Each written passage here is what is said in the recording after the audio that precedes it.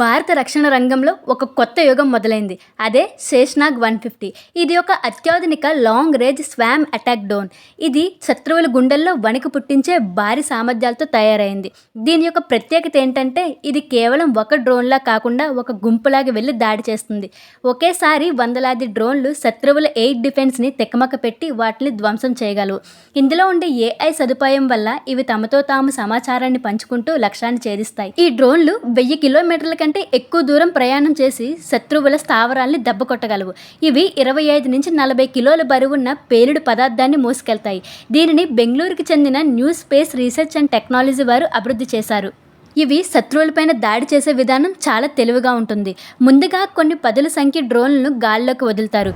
ఇవి లక్ష్యం దగ్గరికి వెళ్ళిన వెంటనే దాడి చేయవు. సుమారు 5 గంటల పాటు ఆ ప్రాంతంలోనే తిరుగుతూ శత్రువుల కదలికలను గమనించి తనకున్న సెన్సార్తో రాడార్ సెంటర్ని టార్గెట్ చేస్తుంది. దాడి చేసే ముందు ఏఐ ద్వారా ఈ డ్రోన్లన్నీ సమాచారాన్ని పంచుకుంటాయి.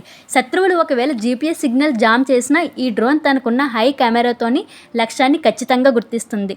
లక్ష్యాన్ని ఫిక్స్ చేసుకున్న తర్వాత డ్రోన్ గాల్లో నుండి అత్యంత వేగంగా వెళ్లి శత్రువుల్ని ఢీకొడుతుంది.